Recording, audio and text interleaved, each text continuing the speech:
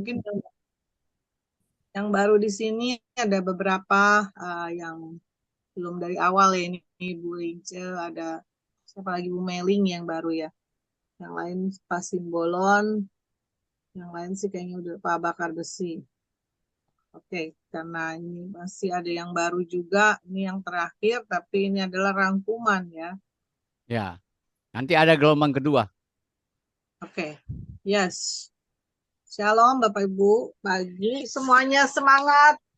Semangat pagi. Ya, mana ini yang semangat-semangat? Ya, semangat Selamat pagi. pagi, selamat Luar pagi. biasa. Luar biasa ya, hari terakhir tapi kita tetap menginjil ya. Nanti Amen. tetap kita grupnya ada. Kita akan pakai grup itu untuk kesaksian-kesaksian ya. Ya. Karena penginjilan itu harus dipaksa kata Pak Ferry ya. Oke, baiklah. Selanjutnya dipersilakan Pak Pendeta Ferry. Mungkin suaranya agak kurang besar ya Pak Ferry. Ulangi. Suaranya agak kurang besar. Saya kurang besar ya. Oke. Udah, Gimana? Cukup? Cukup. Oke. Saya dengar bagus, Pak. Bagus. Oke, siap. Udah, oke. Alright. Yes. Silakan Pak Ferry. Oh, kita langsung mulai? Iya. Oke. Mari kita berdoa. Kami sangat-sangat berterima kasih kepadamu ya Bapa. Engkau sudah kumpulkan kami pada hari meeting ini untuk mendengar suaramu Tuhan. Segala puji, hormat, dan kemuliaan hanya bagi Tuhan. Allah Bapa kami, Allah yang esa, Tritunggal Maha Kudus, Bapa, Anak, dan Roh. Teman-teman kami yang lain yang dalam perjalanan, izinkanlah mereka tiba dengan selamat. Berikanlah kami konsentrasi fokus, biasa penyematang Tuhan. Terima kasih luar biasa. Kami akan mendapat berkat besar pada pagi hari ini. Semua kuasa kegelapan, roh jahat, penguasa dosa setan, iblis, kami tolak engkau dalam nama Tuhan Yesus. Haleluya. Semua kita yang percaya berkata, amin. Ya, baik Bapak Ibu, sudah jam 7:30 ya. Kita langsung mulai aja ya. Silakan Bu Eva tampilkan materinya. Bapak Ibu akan mendapat materi yang luar biasa karena ini merupakan rangkuman. Ya. Rangkuman yang judulnya naik ke atas sedikit. Naik ke atas, satu lagi. Lagi satu. Naik ke atas. Ini udah full screen, Pak. Iya, sudah full screen, tapi ini lembar kedua, bukan lembar pertama. Oh, yang sama. Sudah bagus. Nah. Ya. 12 ciri gereja yang Alkitabiah. Belum ada orang yang memberikan judul ini, Bapak Ibu. Belum ada, serius. Di STT juga nggak ada. Ya, ini pembelajaran saya selama 70 tahun. Ya, karena saya terus belajar, saya bisa membuat rumusan seperti ini. Ini rumusan yang sangat keren. Ya, 12 ciri gereja yang Alkitabiah. Bapak Ibu boleh ambil kertas, ambil ballpoint, apa yang mau dicatat-catat yang ada di layar kaca bisa tidak dicatat. Ya, bisa tidak dicatat. Ya, tapi mungkin ada Bapak Ibu ada hal penting perlu dicatat-catat. Saya juga begitu. Ya. Baik, ambil kertas, ambil ballpoint, 12 ciri gereja Alkitabiah. Lanjut.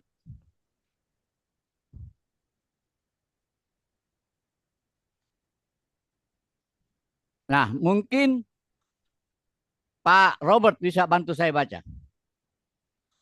Siap, Komandan. Ya. Semua anggota jemaat. 1. Mengimani Alkitab sebagai firman Allah kepada umat manusia dan menaatinya dengan cara memberi diri dibaptis dalam nama Tuhan Yesus untuk menjadi ciptaan baru yang segambar dan serupa dengan Allah Bapa, bebas dari dosa, maut dan iblis, siap menyangkal diri dan memikul salib, mengikut Yesus dan menjadi penjala manusia. Keselamatan jiwa telah berharga, lebih berharga daripada harta seisi dunia. Yang lain jadi bagaikan sampah, seperti Paulus yang terdapat di Kisah Para Rasul 19 ayat 10 hingga 12. Ya. Jadi prinsip yang paling penting ya Bapak Ibu ya, semua anggota jemaat. Itu yang paling penting ya. Jadi tidak ada kaum awam, kaum imam, tidak ada. Tidak ada kaum imam, kaum awam, semua imam. Semua hamba Allah. Ya, itu yang paling penting, semua anggota jemaat. Ini yang tidak terjadi di gereja. Ya. Di gereja, banyak gereja perjanjian lama. Ada kaum imam, kaum awam. Ya. Nah, mengimani Alkitab. Jadi sebenarnya kekristenan itu mulai dari Alkitab, Bapak Ibu. Catat ini ya. Kekristenan itu mulai dari Alkitab. Di Alkitablah kita mengetahui Tuhan. Ya. Nah, ketika kita membaca Alkitab, kita harus mengimaninya. Nah, itu kata. Jadi tadi ya Kak, semua anggota jemaat Alkitab mengimani. Ya, karena imanlah yang mengalahkan dunia. Bapak Ibu tahu dong.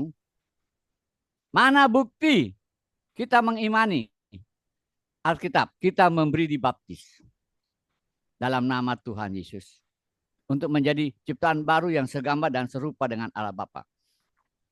Ini ada pertanyaan Bapak Ibu.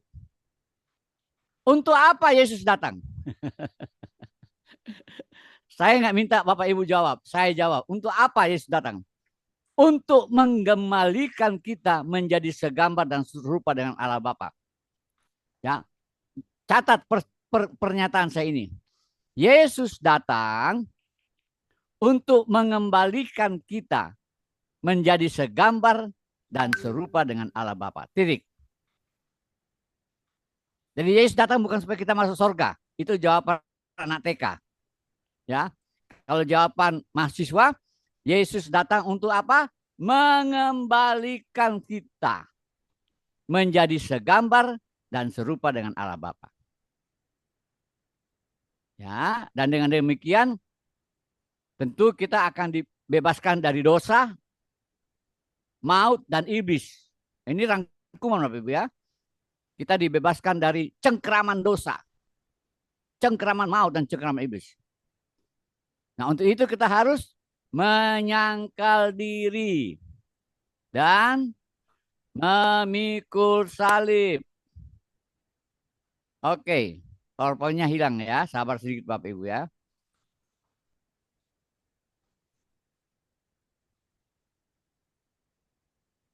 Sebentar lagi dia muncul. Ya. Mengikut Yesus dan menjadi penjala manusia. Nah, ini 4 hal ya. Menyangkal diri, memikul salib, mengikut Yesus, menjadi penjala manusia. 4 in 1. Ya, ini 4 in 1, nggak bisa dipisahkan itu. Ya, kita harus menyangkal diri, memikul salib, mengikut Yesus, jadi penjala manusia. Kenapa? Karena keselamatan jiwa lebih berharga daripada harta isi dunia.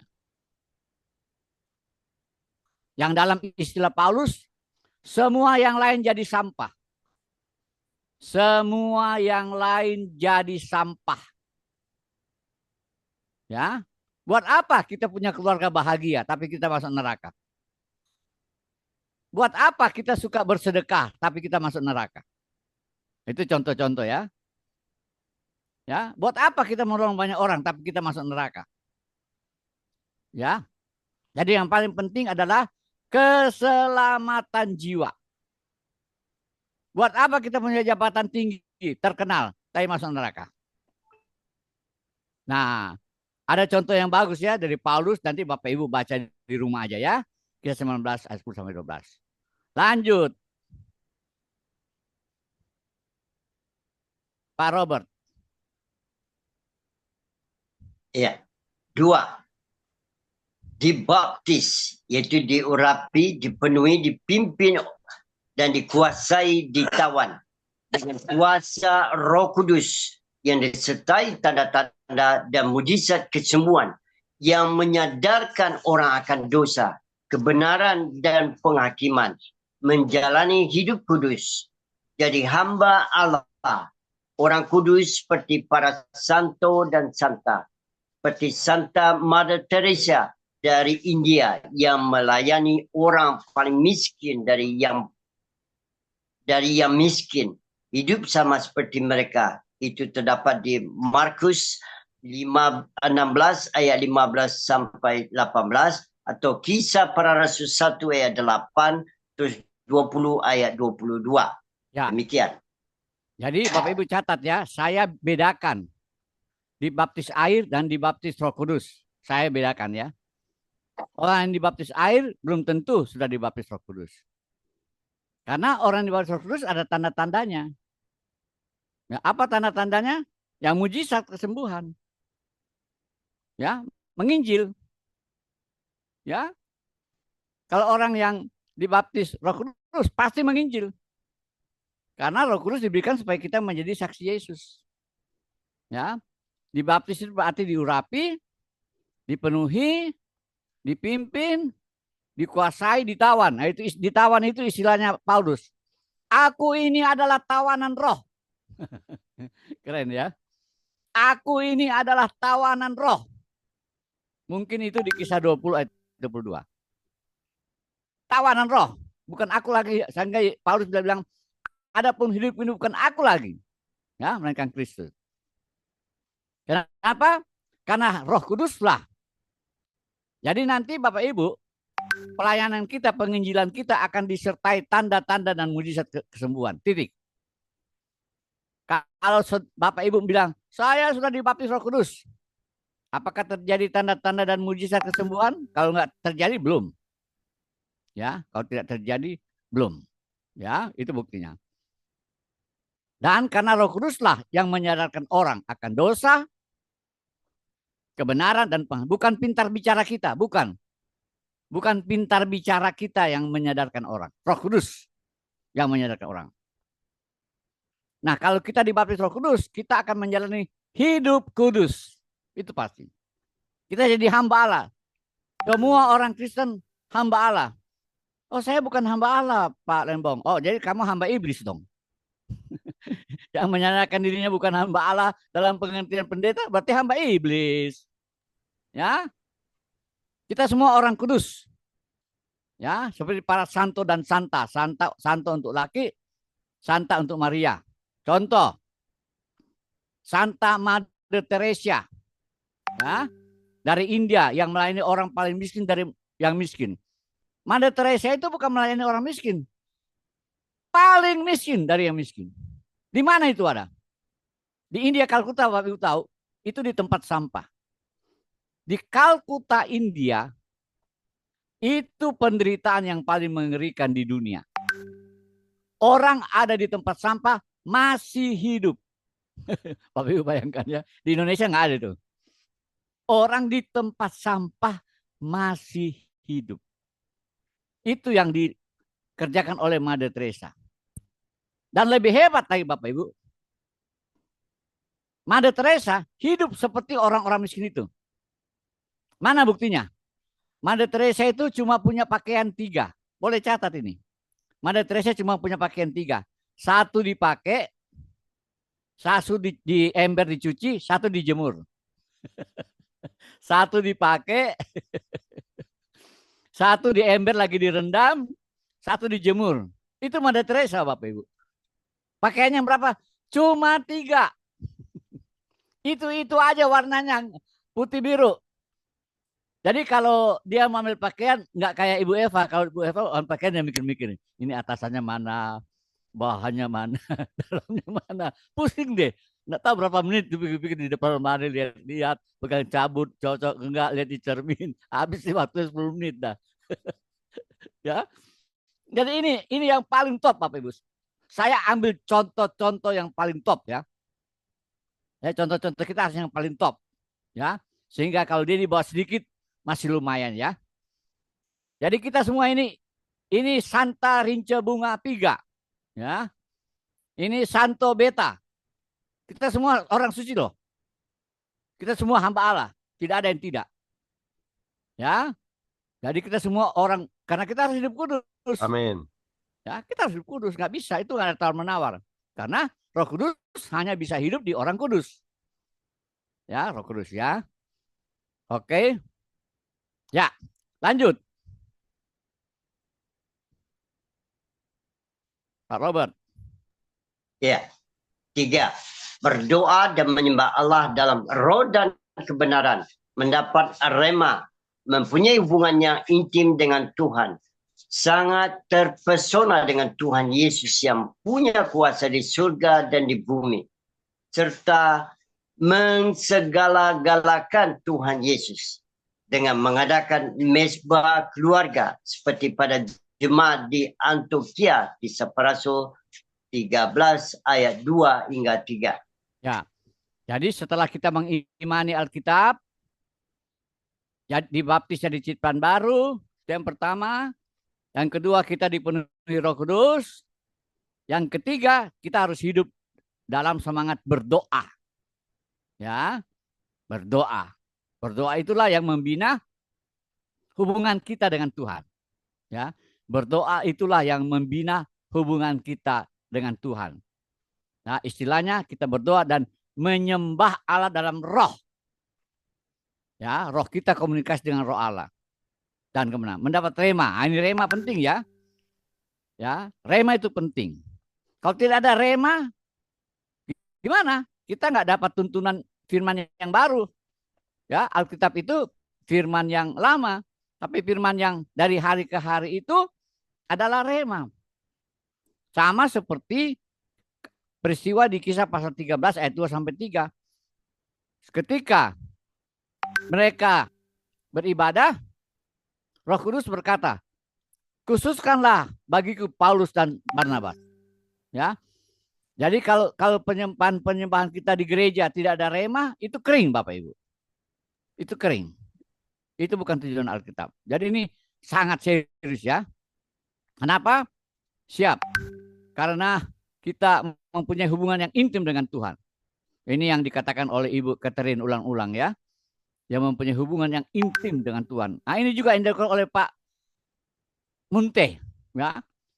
Pak Munte itu tiap pagi mezbah keluarga. Wah, luar biasa.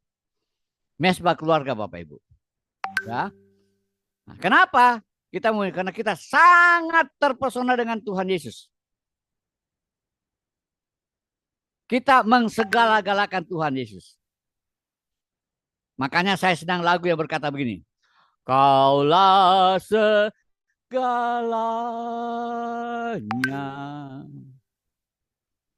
di dalam hidupku. Kerajaanmu, kebenaranmu, itu bagianku. Nah, ini saya cerita sedikit Bapak Ibu ya. Ketika saya ingin mengsegala-galakan Tuhan, Bapak Ibu tahu, saya tadinya tidak begitu. Saya nyanyikan lagu itu Bapak Ibu. 1 jam. Tiap hari 1 jam. Saya nyanyikan selama seminggu. Saya tidak pakai gitar. Karena saya tidak main gitar. Hanya tepuk tangan. 1 lagu. Itu kira-kira saya nyanyikan 20 kali. Waktu saya nyanyikan lagu Kaulah Segalanya, yang kelima kali, kepala saya pusing. Kok, Ferry, kamu kok bodoh sekali. Di GB itu banyak lagu ganti-ganti. Enggak. Saya nyanyi terus. Kenapa? Banyak kali di gereja, kita itu nyanyi enggak pakai pikiran, Bapak Ibu. Pulang kita lupa apa yang kita nyanyikan. Enggak pakai pikiran. Kalaupun pakai pikiran, enggak pakai perasaan. Enggak dihayati. Waktu kita nyanyi, ku sembah kau, kita duduk bangku kaki, Bapak Ibu. Waktu kita nyanyi, ku sembah kau, kita duduk bangku kaki. Nah, kan nggak ada perasaannya. Dan kita tidak punya keinginan untuk melakukan lagu itu. Kita tidak punya keinginan. Jadi kita nyanyi tidak pakai pikiran, tidak pakai perasaan, dan tidak ada kemauan melakukan. Nah, itu kita tidak menyanyi dalam roh. Kalau kita menyanyi dengan pakai pikiran, pakai perasaan, pakai kemauan, baru kita naik ke atas menyanyi dalam roh. Jadi saya nyanyi lagu itu Bapak Ibu. Saya nyanyi yang ketujuh, memuntah. Memuntah, menolak. Bapak Ibu. Saya paksa. Saya setel, saya punya HP 1 jam. Kalau dia tidak bunyi, saya tidak berhenti. Begitu dia bunyi, hore, berhasil. Hari kedua saya nyanyi lagi 1 jam Bapak Ibu. Kira-kira hari kelima, baru saya menikmati. Hari kelima itu, baru saya bisa menikmati lagu itu Bapak Ibu. Bayangkan, nyanyi 20 kali sendiri-sendiri. Waktu masuk hari Minggu, di gereja pemimpin pujiannya ngangkat lagu. Marilah kau menyanyi, kaulah segalanya. Dia nyanyi cuma 3 kali, berhenti. Saya punya roh protes. Kok 3 kali? 20 kali dong. Saya punya roh protes. Baru kali itu saya merasa punya roh. Baru kali itu saya merasa punya roh. Jadi seperti tadi yang Bu Eva katakan, kalau Bapak Ibu belum punya semangat menginjil, nyanyi lagu yang tadi yang pembukaan. Berikanku hati. Nyanyi berapa? 1 jam. Berapa hari? 7 hari. Saya jamin Bapak Ibu akan punya semangat menginjil. Saya jamin. Karena lagu itu sudah masuk di rohnya Bapak. Ya. Mulai dari pikiran. Catat ini ya. Perasaan. Kemauan. Baru masuk dalam roh. Ya. Oke. Ya. Lanjut.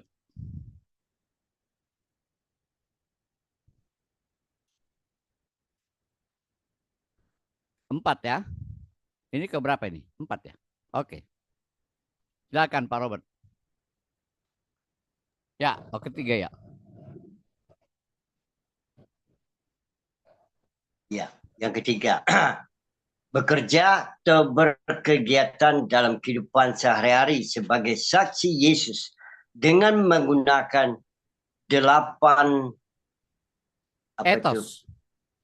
Ya, kerja. Metos kerja kekristiani karya Johnson H.C. Sinamo. 1. Bekerja penuh rahmat dan belas kasihan. 2. Bekerja penuh amanah dan tanggungjawab. 3. Bekerja penuh panggilan dan tujuan mulia. 4. Bekerja penuh aktualisasi diri dan visi agung. 5. Bekerja penuh ibadah dan pengabdian tulus. 6. Bekerja penuh seni dan kreativitas kerja. 7. Bekerja penuh kehormatan dan kualitas tinggi. 8. Bekerja penuh pelayanan dan kerendahan hati seperti Profesor Yohanes Surya dengan matematika gasing, gampang, asik dan menyenangkan tahun 2000. Amin. Ya. Jadi yang pertama tadi beriman kepada Alkitab, dibaptis, kemudian dipenuhi Roh Kudus, kemudian berdoa. Ya, ini yang keempat harusnya ya. Salah ketik aja. Keempat, bekerja. Ya. Jadi bekerja itu bukan sekuler duniawi, itu salah besar. Bekerja itu perintah Tuhan di Taman Eden, ya. Bekerja itu spiritual, rohani. Ya, bukan sekuler duniawi. Catat itu. Bekerja itu spiritual, rohani. Bukan sekuler duniawi. Itu perintah di Taman Eden. Kerjakanlah taman ini. Nah, puji Tuhan, Pak Johnson Sinamo membuat 8 etos kerja Kristiani. 8 sikap kerja Kristiani. Ya. Jadi kalau kita bekerja itu harus penuh rahmat. Jadi menyadari ini rahmat dari Tuhan, anugerah dari Tuhan, dan belas kasihan. Bekerja penuh amanah. Jadi kita tahu ini tugas dari Tuhan dan tanggung jawab. Bekerja punya panggilan dan tujuan mulia. Kita anggap pekerjaan kita termasuk masak memasak, nyapu menyapu, ngepel mengepel. Ya di rumah, bikin kue. Kayak Bu Eva ini pintar bikin kue. Itu bekerja loh. Ya. Jadi sambil bikin kue nyanyi. Dalam nama Yesus, dalam nama Yesus ada kemenangan. Sambil masak kangkung, kaulah segalanya. Wah, itu kangkungnya tambah bergizi tuh. Ya. Jadi jangan anggap pekerjaan menyuci, memasak itu bukan rohani, salah besar. Itu semua rohani, spiritual, itu ibadah, Bapak Ibu ya. Ya, menyapu, ya, dan sebagainya. Bekerja penuh aktualisasi diri dan visi agung. Itu ada bukunya Bapak Ibu ya. Nanti kalau ada training gelombang kedua, saya akan menjelaskan lebih rinci 8 etos kerja ini ya. Nah, sebagai contoh Bapak Ibu, saya ambil Profesor Yohanes Surya. Ya, ini orang saya pernah ketemu dia tatap muka. Dia punya program matematika gasing. Gampang, biasanya orang bilang matematika susah, kan enggak. Gampang, asik, dan menyenangkan. Nah, dia punya misi apa? Dia mau mendidik anak Papua. Ya, supaya menang juara Olimpiade. Jadi dia ke Papua, dia fokus Papua. Ya, karena Papua dianggap paling enteng kan. Dia angkat orang yang paling rendah, yang di Indonesia dianggap paling rendah. Dia bilang, tolong kasih saya anak Papua di desa yang paling bodoh. Kasih saya satu. Dia training itu anak Papua 6 bulan. Ya, 6 bulan dia training. Dia kembalikan Papua. Itu anak juara 1. Terus ada dokter matematika di Papua. Tes itu anak. Ya, dokter nih, dokter matematika di Papua. Kompetisi dengan anak itu. Dokternya kalah. Dokter kalah. Ini hebat. Ya. Jadi Yohanes Surya ini sebenarnya dia bisa dapat hadiah Nobel karena kepintarannya. Tapi dia tidak mau cari hadiah Nobel. Dia mau melayani Indonesia. Ini orangnya saya sudah ketemu Bapak Ibu. Ya, 20 tahun lalu. Dia mau bangkitkan. Jadi Bapak Ibu, ada puluhan orang Indonesia menang Olimpiade Matematika. Keren ya. Ini profesor loh, Yohanes Surya. Aduh, karena kenapa? Dia menggunakan 8 etos kerja. Ya, pekerjaannya menjadi pelayanannya. Jadi pelayanannya bukan cuma di mimbar. Bagaimana pekerjaan kita di pelayanan? Contoh, ini contoh yang paling top ya, yang susah ditiru. Profesor Yohanes Surya. Ya. Sudah banyak dokter dari luar negeri yang dihasilkan oleh Yohanes Surya. Dan dia punya program sudah mulai dilakukan mungkin di 20 provinsi Indonesia. Mungkin sudah 20 mulai dari Papua ya. Next.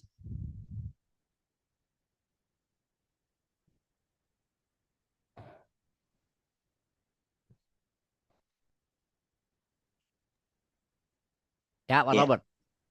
Ya, siap. Selanjutnya, berkomunitas atau berjemaat dalam gereja rumah. Komsel di rumah jemaat bukan gedung gereja. Yang hidup saling tolong sehidup dan semati. Cara rahayu yang berlipat ganda dan hadir di semua segmen masyarakat. RW, kantor, universitas, sekolah, pemulung preman.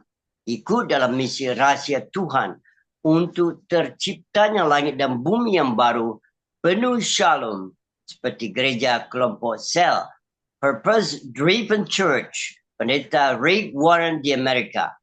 Ya, jadi yang pertama kita beriman pada Alkitab, dibaptis jadi ciptaan baru. Yang kedua kita dibaptis Roh Kudus. Yang ketiga kita hidup doa dan penyembahan. Yang keempat kita bekerja. Yang kelima kita berkomunitas. Ya wajib ini ya, kita nggak boleh jalan sendiri. Kita harus berjemaat dalam gereja rumah. Ya, Jadi Bapak Ibu catat ya. Gereja mula-mula 300 tahun tidak punya gedung gereja. Catat itu. Apakah mereka bertumbuh? Bertumbuh. Apakah mereka berkembang? Berkembang. Pesat? Pesat. Bagaimana? Mereka gereja di rumah-rumah. Itu ada ayatnya ya. Hari ini saya tidak temukan. Kecil, kelompok kecil. Kelompok kecil. Ya. Di situ mereka sehidup semati. Jadi komsel itu sebenarnya jadi keluarga baru kita, keluarga rohani baru kita. Di situ kita hidup semati saling tolong menolong. Ya, kenapa? Karena kita mengalami aniaya. Nah, ada liturgi. Ya, liturgi komsel, rahayu ya yang sudah diajarkan. Rahayu, rayakan hayati utus ya. Nah, komsel itu dia akan targetnya hadir di setiap RW, hadir di setiap kantor, hadir di setiap universitas, hadir di setiap sekolah, di kalangan pemulung, di kalangan preman. Ada satu gereja di Jakarta melayani kaum preman. Mereka menangkan satu preman, preman itu memenangkan preman-preman yang lain. Salah satu preman yang ikut itu Niko Kili-Kili, tangan kanannya Hercules. Ya. Jadi kita punya kelompok sel itu bukan hanya di RW, di kantor-kantor kita harap ada komsel. Di universitas ada komsel. Di SMA ada komsel. Di kalangan pemulung ada komsel. Di kalangan preman ada komsel. Di kalangan pramugari ada komsel. Ya. Jadi begitu seorang pramugari bertobat, dia memenangkan pramugari yang lain. Begitu pengacara bertobat, pengacara memenangkan pengacara yang lain. Begitu dokter bertobat, dokter memenangkan dokter yang lain. Dokter menginjil dokter lebih gampang apa lebih susah? Lebih gampang. Pemulung menginjil pemulung lebih gampang apa susah? Lebih gampang. Ya, nah itu. Jadi kita tidak punya target gedung gereja. Gedung gereja itu biayanya paling besar, menghasilkan jiwa paling sedikit. Kita konsep gereja rumah. Ada bukunya. Ya, kita ikut dalam misi raksasa Tuhan. Nah, ini Bapak Ibu. Ini kalau kita menginjil ini misi raksasa Tuhan loh. Kalau kita bilang IKN proyek raksasa, menginjil itu lebih raksasa dari IKN. IKN hanya di Kalimantan Timur, di Kabupaten Penajam. Kalau kita sedunia, sepanjang abad, nggak selesai-selesai. Ya, nah salah satu contoh gereja yang baru adalah gereja Rick Warren. Ya, gereja Rick Warren itu jemaatnya kalau ibadah minggu bawa jiwa. Gerejanya Rick Warren, jemaatnya bawa jiwa baru di ibadah minggu. Ibadah minggunya KKR. Jadi Rick Warren itu hari minggu itu KKR, tangkap jiwa. Di mana pemuritannya? Di komsel. Tangkap jiwanya hari minggu. Tugas jemaat bawa calon jiwa baru di ibadah minggu. Itu Rick Warren. Ada bukunya saya baca. Ya. Oke. Lanjut.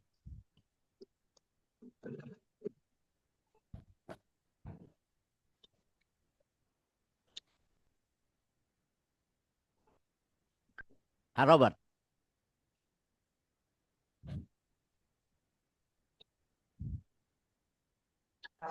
Ya, oke. Ya. Bentar. Sebagai kaum imam aja Rajani, tidak ada kaum awam, ya. 1 Petrus 2 ayat 29, atau jadi duta kerajaan Allah seperti Yesus. Para rasul dan gereja mula-mula dengan agresif dan penuh belas kasihan kepada semua umat manusia di 17.000 suku bangsa dunia. Ada 1.700 suku bangsa yang belum ada gereja suku yang mandiri. Ikut memperluas kerajaan Allah. Inti berita Alkitab di bumi seperti China Underground Church abad 21 yang tiap hari nambah 10.000 jiwa baru. Amin. Jadi kita semua jemaat imamat yang terjadi tidak ada kaum awam. Kita jadi duta kerajaan Allah, bukan sekedar jadi anggota gereja. Ya, kita anggota gereja, tapi kita duta kerajaan Allah, utusan kerajaan Allah. Seperti siapa?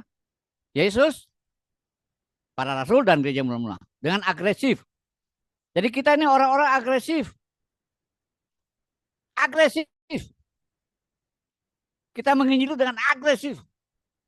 Ya, kita bukan orang yang pasif atau reaktif. Kita agresif. Dan kita penuh belas kasihan. Nah, ini penting ya. Itu kesaksian Ibu Catherine. Ya penuh dengan belas kasihan. Dengan jiwa-jiwa belum diselamatkan. Ada berapa? 17.000 suku bangsa dunia. Jadi firman yang mengatakan, jadikanlah semua bangsa muridku, bisa disebut, jadikanlah semua 17.000 suku bangsa dunia. Dan yang memprihatinkan, masih ada 100.000 suku bangsa yang belum ada gereja suku yang mandiri. Ini namanya suku yang terabaikan. Ya, ada 1.700 suku bangsa yang belum ada gereja. Selama 1.700 ini nggak ada gerejanya, Tuhan Yesus tidak datang. Bapak Ibu nggak usah ikut seminar hari terakhir kapan Yesus datang. Ukurannya itu kalau 17.000 suku bangsa dunia sudah ada gereja.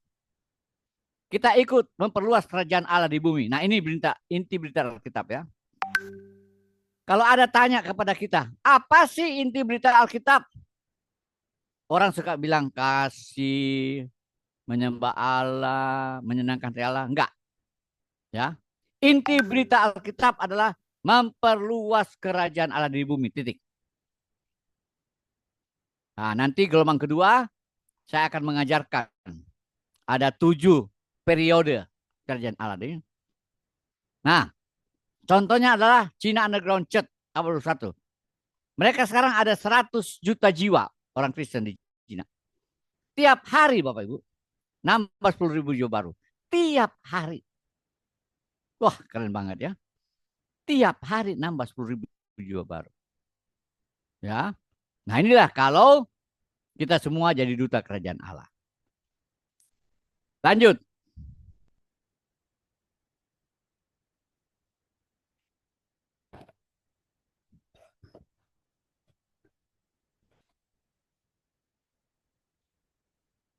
Ya, Pak Robert.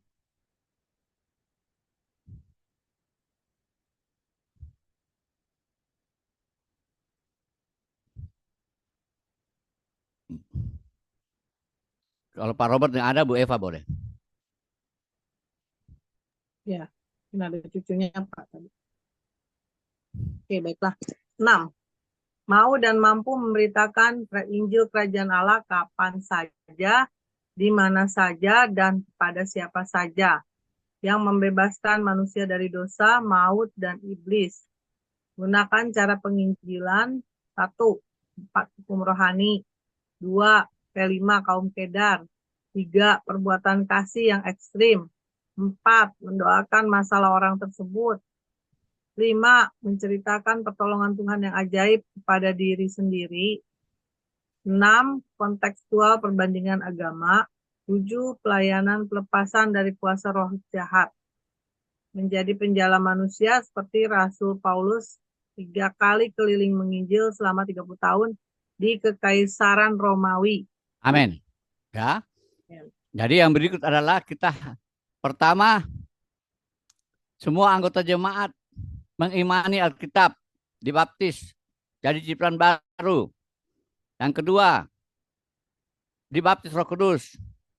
Yang ketiga, hidup doa penyembahan. Yang keempat, bekerja dengan 8 etos kerja. Ya. Yang kelima tadi, yang keenam. Yang kelima tadi hidup berjemaat. Ya, kita tidak bisa. Ya.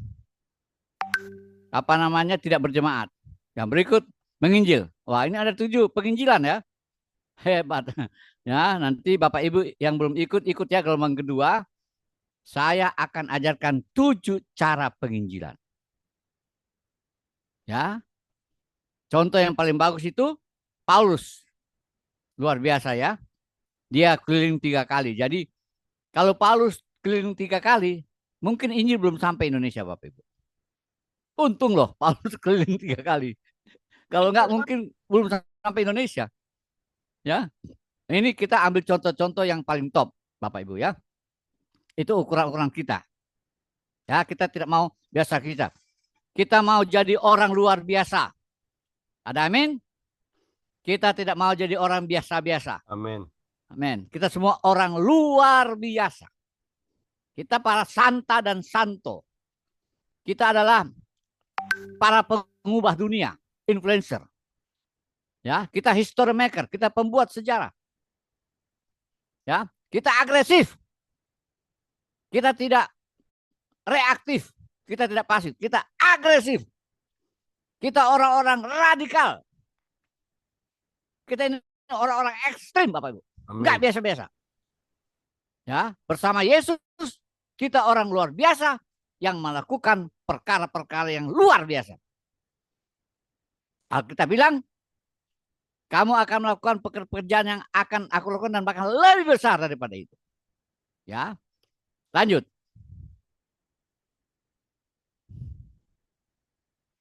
Ya, silakan. Oh, ini yang ke-8. 7. 7.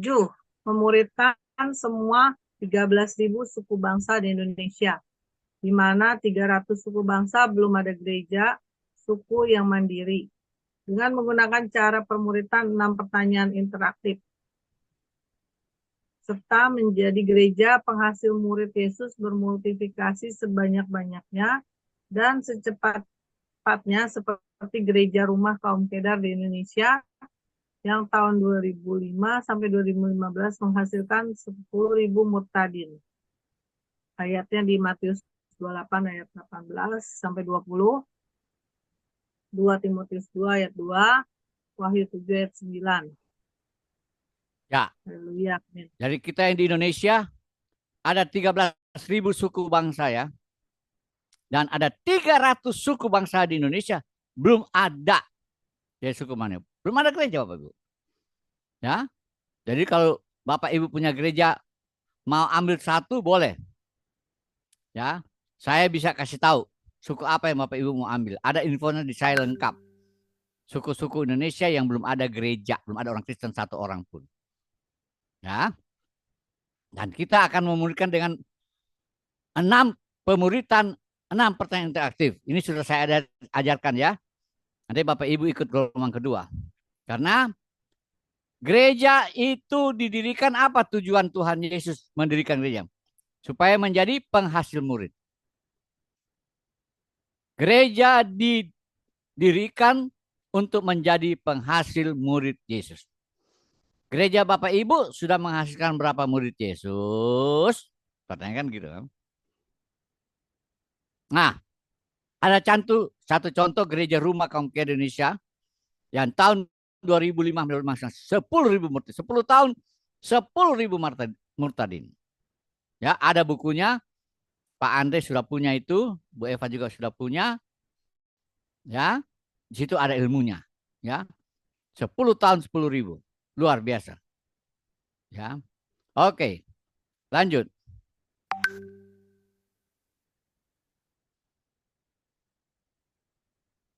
Ya, silakan Bu Eva.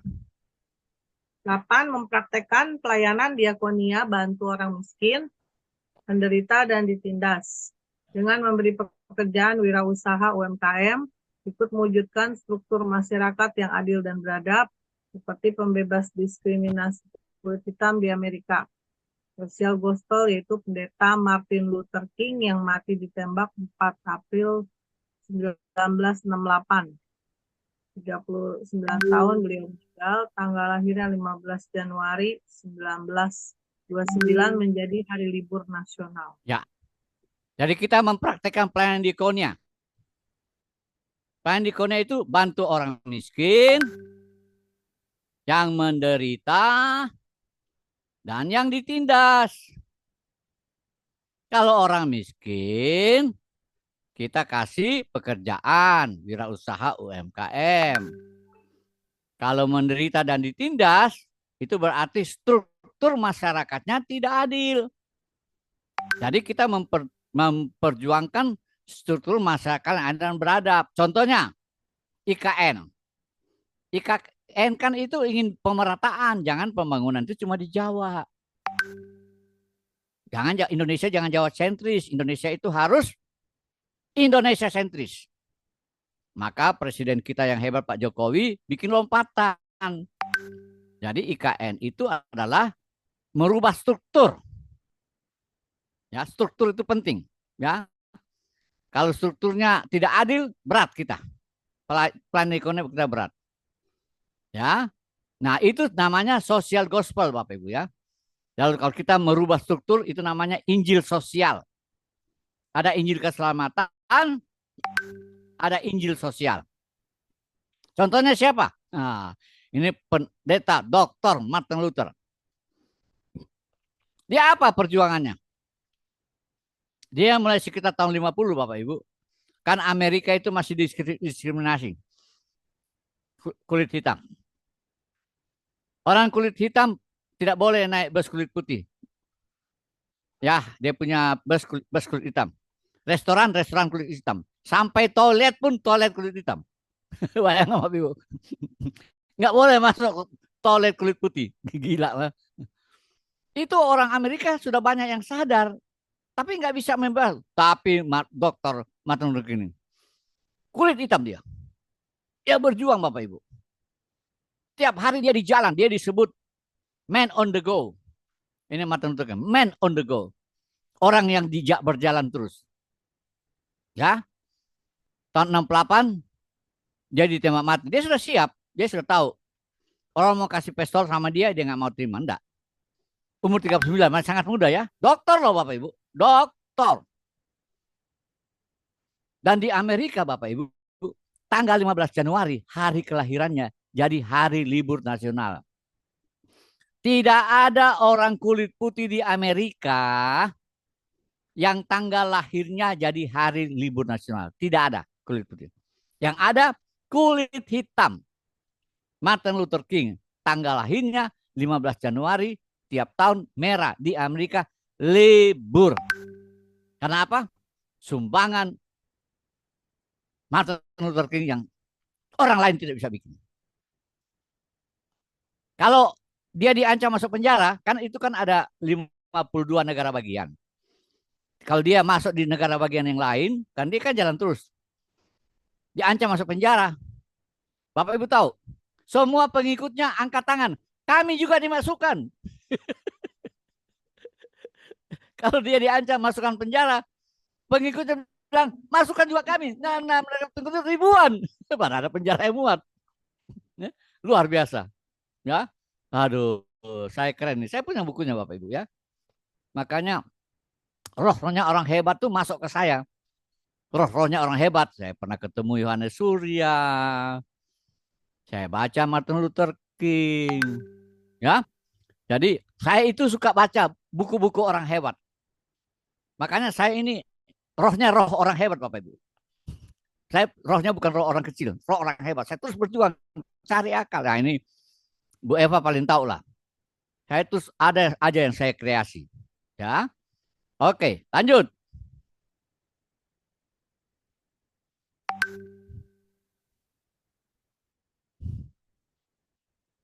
Ya, silakan.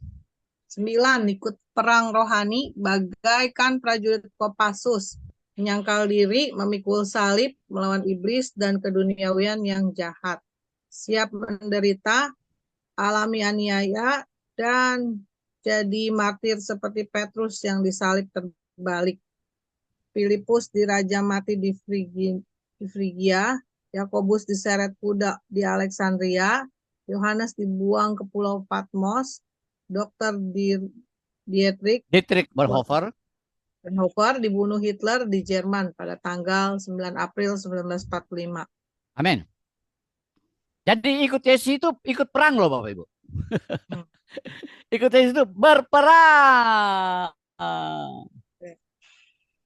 Dan harusnya kita itu jadi Kopassus. Saya pernah ketemu satu orang Kopassus, tim mawarnya Prabowo Subianto. Saya pernah ketemu. Kita satu mobil pulang dari Jakarta. ke Tangerang, dia dibaptis, karena sama-sama Tangerang, kami satu mobil. Dia cerita, Pak Pendeta, satu Kopassus bisa menghancurkan satu kota. Satu Kopassus bisa menghancurkan satu kota. Oh gitu Pak. Gimana caranya Pak? Ya sudah, kami pasang bom peledak di sana sini sana sini sana sini sini. Lalu kami pencet tombol, meledak serentak, habislah satu kota itu. Jadi Bapak Ibu, kita sini semua Kopassus. Dan ingat ya, satu Kopassus bisa memenangkan satu kota. Pak Hipin bisa memenangkan satu kota. Ya, Ibu Rince bisa memenangkan satu kota. Aduh Pak Lembong, kebesaran kali satu kota. Oke dah, satu kecamatan. Jangan dikurangi lagi ya. Jangan dikurangi lagi. Itu satu kecamatan kan ya menarik lah. Ya, menarik lah. Kalau satu kota terlalu besar, oke satu kecamatan aja. Ya, jadi ingat itu ya. Dan kalau kita perang, Bapak Ibu, kita sudah lupa keluarga. Saya kalau lihat itu tentara-tentara yang mau tugas di mana jadi pasukan perdamaian, tinggalkan istri, anak, suami, menderita, ya. Dan Bapak Ibu, kita harus siap jadi martir, ya. Martir itu kata yang sama dengan marturia. Marturia itu bersaksi. Jadi kalau kita bersaksi, kita bermarturia, kita siap jadi martir.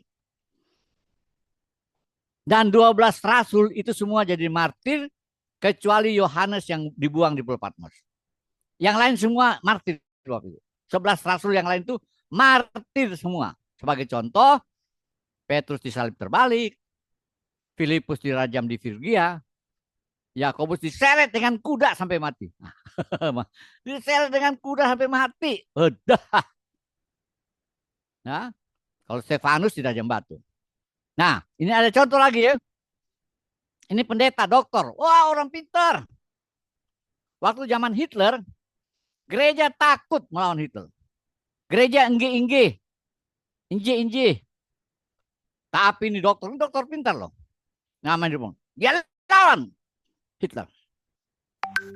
Dia disuruh lari ke Amerika. Dia bilang enggak. Saya lawan Hitler. Dia bukan dari Amerika, di Jerman. Hitler itu punya senjata. Di Bonhoeffer senjatanya Alkitab, Bapak Ibu. Hitler ketakutan. Hitler kan itu mati bunuh diri. Sebelum Hitler bunuh diri, dia tembak dulu si Dietrich Bonhoeffer. Sebelum Hitler bunuh diri, dia tembak dulu si Dietrich Bonhoeffer. Dokter Bapak Ibu, nggak main-main. Umur masih muda, 39 tahun. Ya, sama dengan Martin Luther King. Waduh, jadi saya kalau baca-baca begini Bapak Ibu, roh saya naik. Padahal saya ini orang biasa Bapak Ibu, bukan pemberani, bukan anak jalanan. Jadi Bapak Ibu, saya anjurkan kalau bacalah buku-buku orang terkenal. Itu Bapak Ibu rohnya terangkat. Ya, terangkat. Saya terangkat gara-gara itu. Ya. Lanjut. Ya, silakan. 10. Mengusahakan kesejahteraan kotanya dengan membuat strategi 5 tahun yang terdiri dari data, visi, moto, misi, dan target. Ada sekitar 450 kabupaten kota di Indonesia. Misalnya Kabupaten Tangerang 3,3 juta penduduk, 350.000 orang Kristen, 13 kecamatan, 104 kelurahan atau desa, 1.004 rukun warga atau RW. Visinya adalah Kerajaan Allah memenuhi Kota Tangerang. Visinya adakan training amanat agung di semua gereja. Target seluruh penduduk telah mendengar Injil dan ada gereja rumah di 1.004 RW. Ya. Jadi kita ikut dalam pembangunan bangsa ya. Kita ikut dalam pembangunan bangsa. Bagaimana caranya? Dengan mengusahakan kesejahteraan kota kita. Kan ada ayatnya itu kan. Yeremia 29 ayat 17 kan. Ada ayatnya itu ya. Bagaimana caranya? Kita harus buat strategi. Nah, ini penting ya. Jangan kerja asal kerja. Harus ada strateginya. Apakah Tuhan Yesus menggunakan strategi? Menggunakan. Apakah strategi Tuhan Yesus? Manusia. 12 murid. Itu strateginya Tuhan Yesus. Ya, bukan program, manusia. Ya. Jadi kita bikin strategi untuk kota kita. Ada data, ada visi, ada moto, ada misi, ada Alkitab. Nah, misalnya saya di Kabupaten Tangerang. Berapa penduduknya? 3,3 juta. Orang Kristennya berapa? 350.000. Kecamatannya berapa? 13. Kelurahan desa berapa? 104. RW-nya berapa? 1004. Enggak sampai RT ya, karena target. Apa visi? Visinya saya. Kerajaan Allah memenuhi Kabupaten Tangerang. Misinya ada beberapa misi. Tapi saya sebut satu aja ya. Adakan training amanat agung di semua gereja. Oke. Target kita apa? Seluruh penduduk Kabupaten Tangerang telah mendengar Injil dan ada gereja rumah di 1004 RW. Wah, ini keren apa keren banget? Keren banget ya. Bayangkan target kita 3,3 juta penduduk sudah mendengar Injil dan 1004 RW ada gereja rumah. Jadi gereja tidak menumpuk di satu RW. Tersebar. Masing-masing gereja rumah bertanggung jawab buat RW-nya. Ya. Nah, ini luar biasa bagus sekali ya. Lanjut.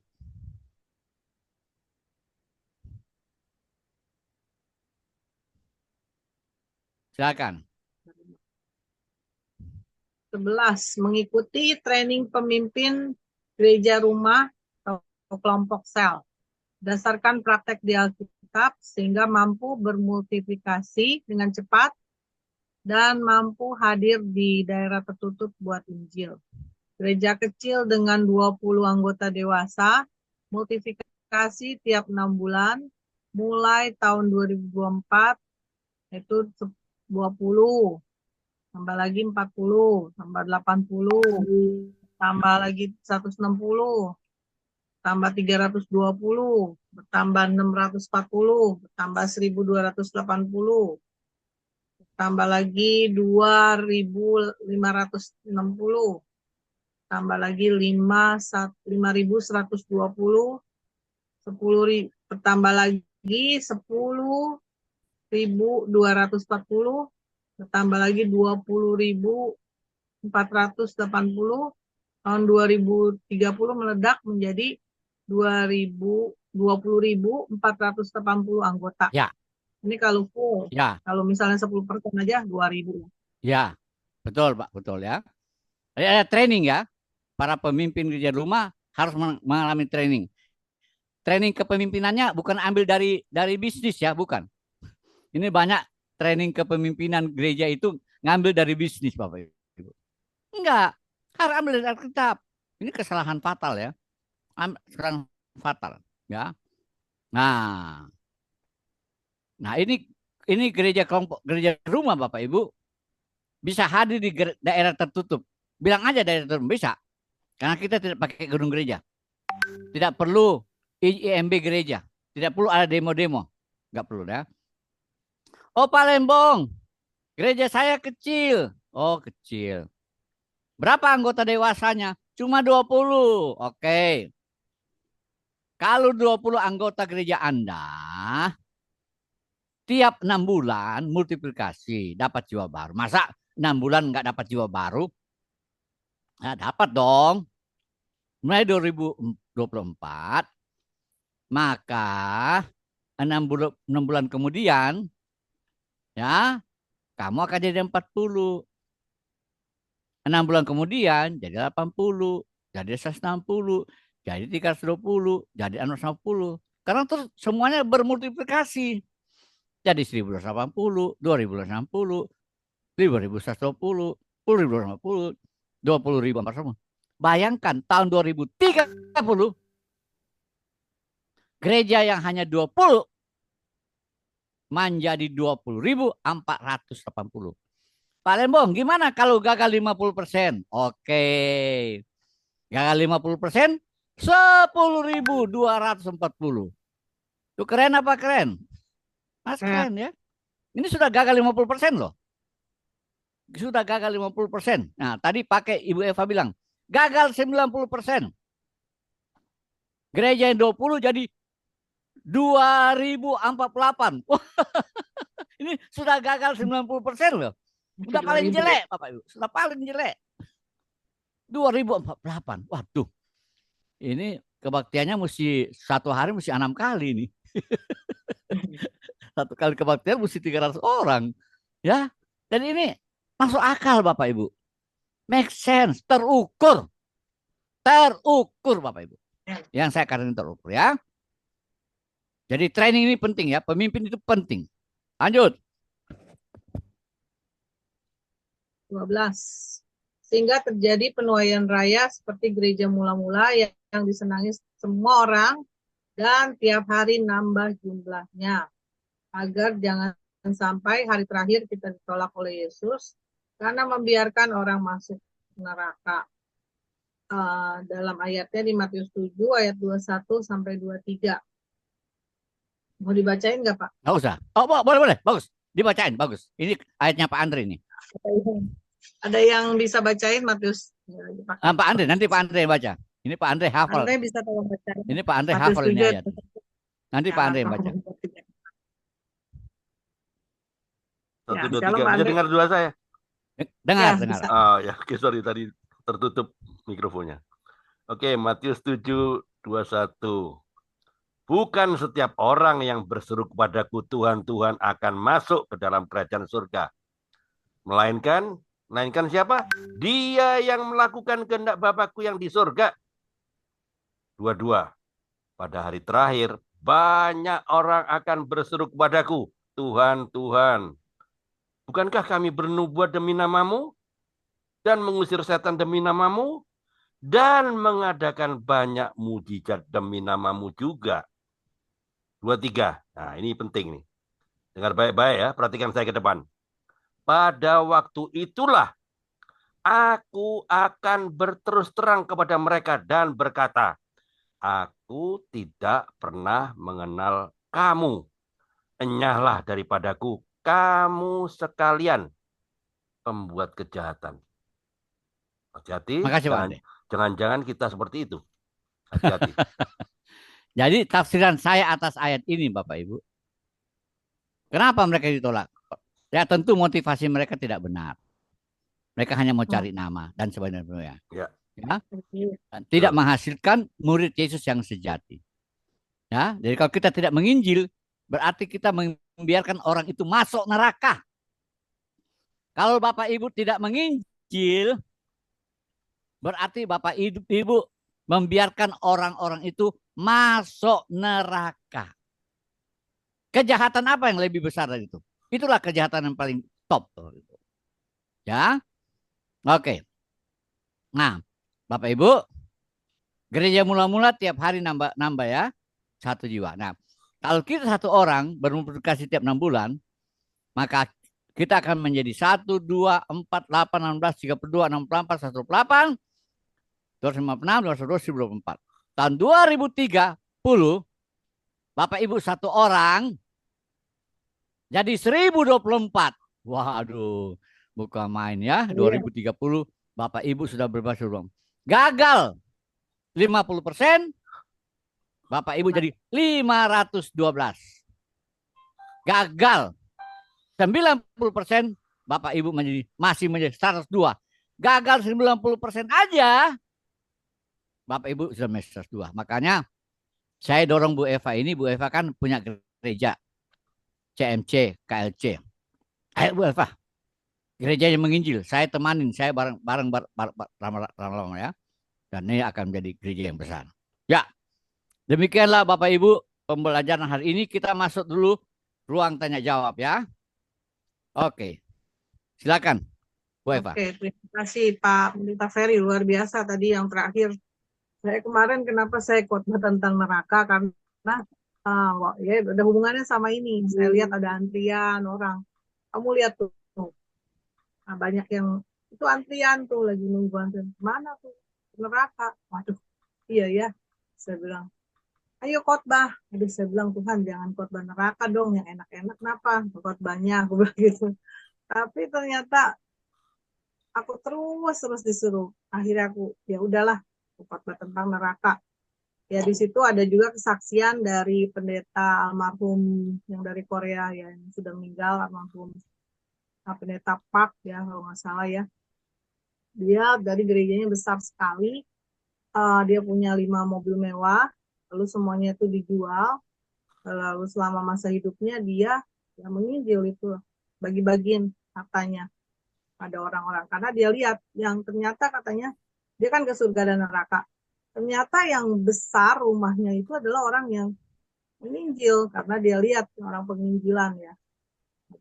Nah, di Graham apa rumahnya kok besar itu, dia bilang siapa tuh yang rumahnya besar, itulah orang-orang yang menginjil dan dia yang memberikan apa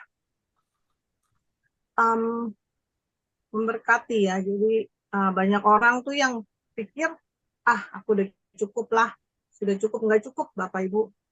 Kalau kita mau rumah kita besar di surga, kita harus menginjil sama kita harus memberi. Jangan pelit-pelit. Duit di sini nggak dibawa mati. Memang kalau nggak ada duit juga rasanya mau mati ya. Tapi nggak ada duit juga. Jadi jangan pelit-pelit.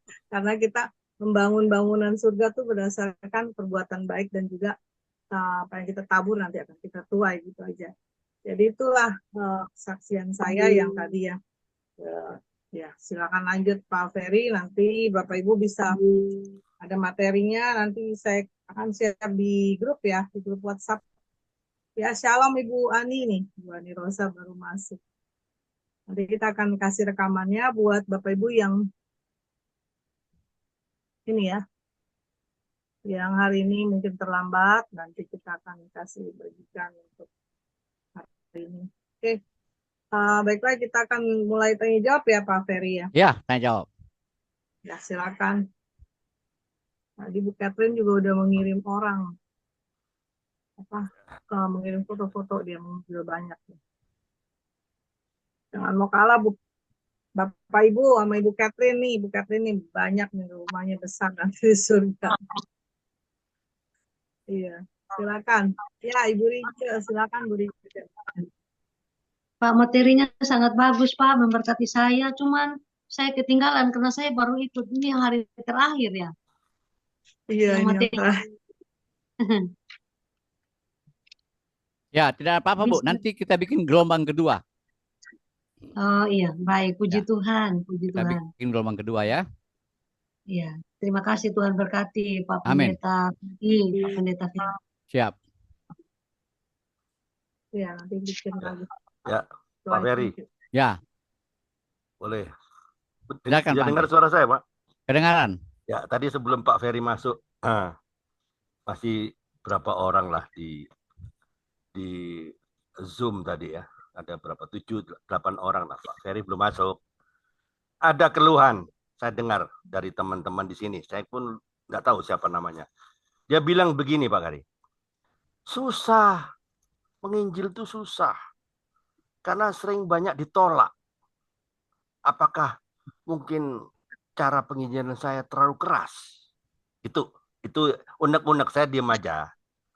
Saya diam aja waktu itu. Ya, waktu tadi pagi sekitar jam 7 kurang lah, Pak. Oke. Nah, pertanyaannya begini, Pak. Kenapa sering ditolak?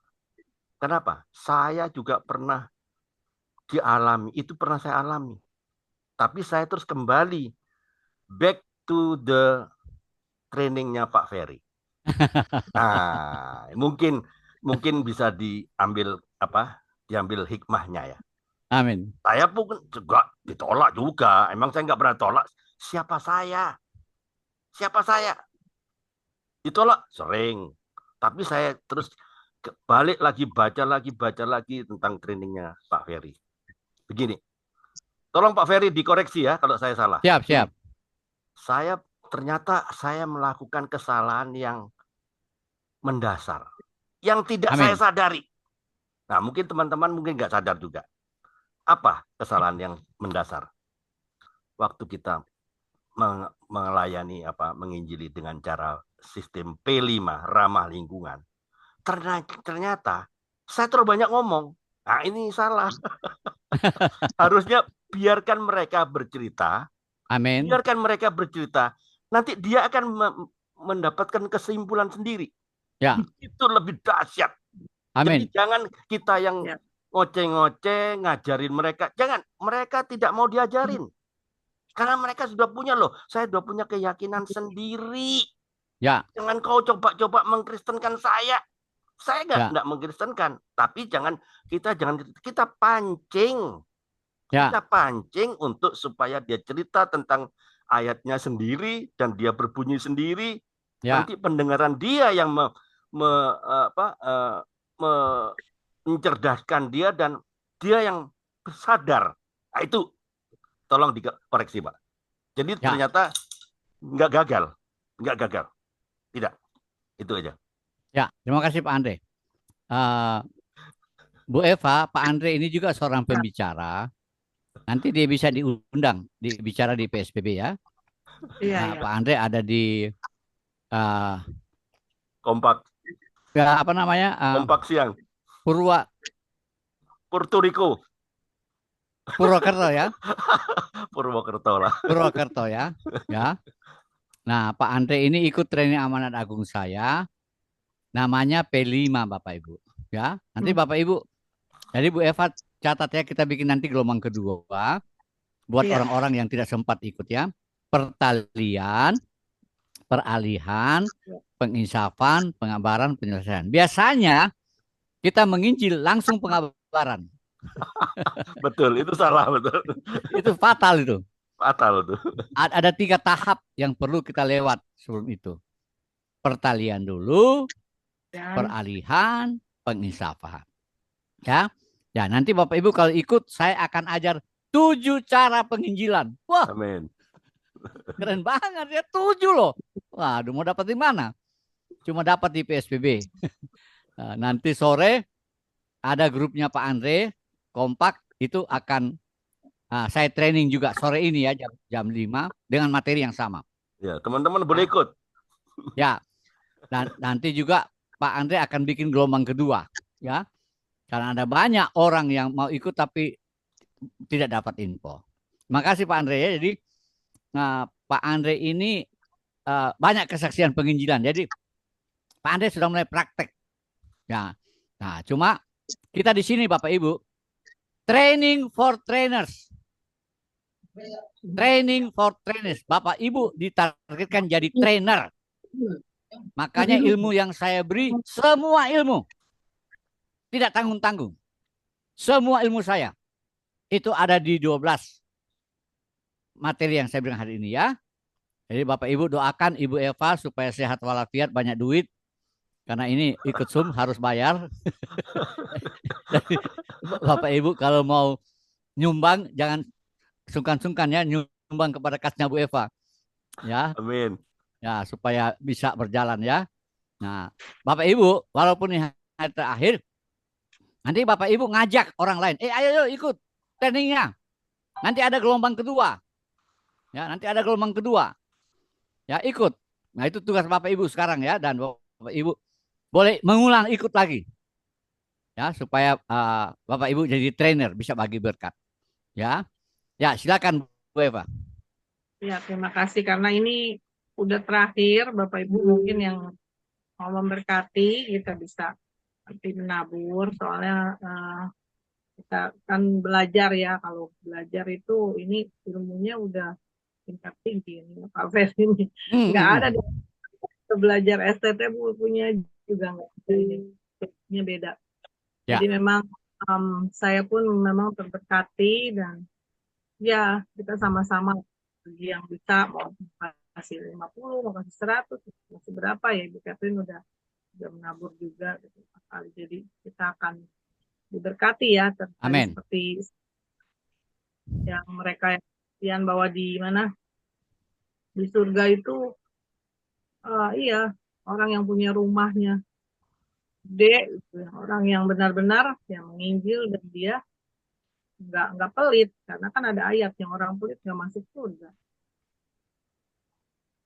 Nah ini Bapak Ibu ya nomor rekeningnya PSBB Ministry karena kita juga setiap bulan juga Ya, ada pengeluaran.